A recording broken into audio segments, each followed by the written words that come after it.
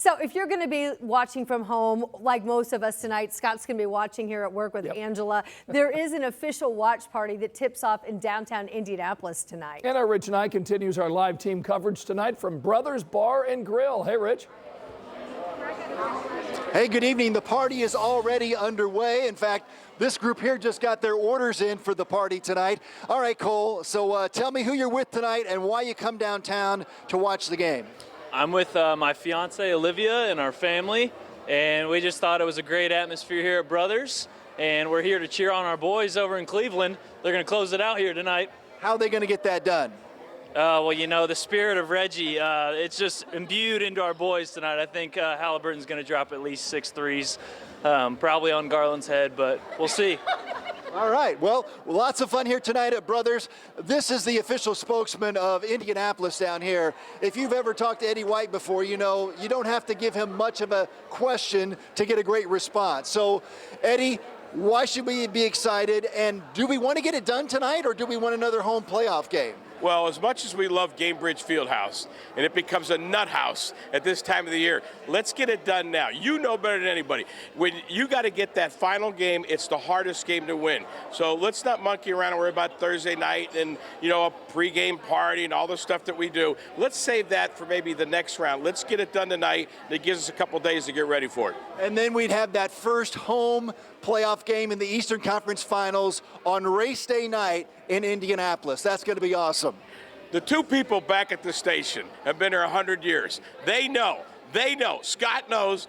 Anne Marie knows there's nothing better than Pacers and Racers when it counts. And to have that day in this state, these guys know, the Pacemates know, there's nothing better than you get the beautiful. We got to go, Eddie. We got to go, Eddie. So let's hope that happens tonight.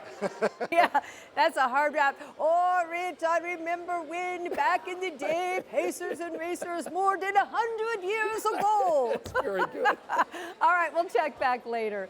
All right, other news now. Tonight, a flurry of warnings from state leaders after a widespread scam reaches inboxes across Indiana. Turns out a third party gained access to the state's old email list. And right now, notices are going out about unpaid toll fees from agencies like the governor's office, DOC, Education Department, and INDOT. This scam claims that the failure to pay the unpaid fees will result in penalties or car registration holds. The state says an old email subscription service that they used was hacked, and now they're urging everyone, all Hoosiers, not to click on any of those links in any of those emails. Right now, Greenfield police are trying to figure out what led to one of their canine officers attacking and seriously injuring a neighbor. Police say canine Ace got loose while his handler was at work, then roamed next door attacking a neighbor who is an off-duty New Pal officer. That officer was able to subdue the canine after the attack. Canine Ace died after that encounter. The off-duty officer suffered some severe lacerations on his arm. Right now, police are trying to figure out how that dog got out and why he attacked. A Johnson County man now is formally charged tonight after driving this truck into the Johnson County Juvenile Detention Center earlier this week. 39-year-old Jacob Daunt is now charged with criminal recklessness and institutional criminal mischief.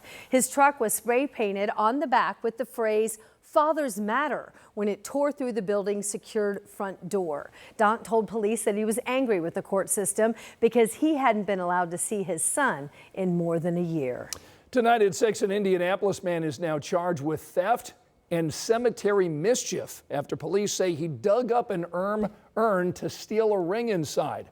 Fishers police tell us that Seth Davidson was an employee at Oak Lawn Memorial Gardens and told officers he recently buried an urn with a gold ring inside. Then he allegedly confessed that he couldn't stop thinking about the ring and decided to dig it up and then pawn it off. Police say they found Davidson covered in dirt and were able to recover that ring. The cemetery believes that gravesite was the only one disturbed. Right now, IMPD is looking for the suspect who started the fire that caused this damage at this storage building that's located at Broad Ripple Park. As you can see, significant damage and destroyed the summer camp supplies that are inside. Camps are going to continue as planned, but they do need supplies now. If you'd like to donate, we have details on how you can do that online right now at WTHR.com.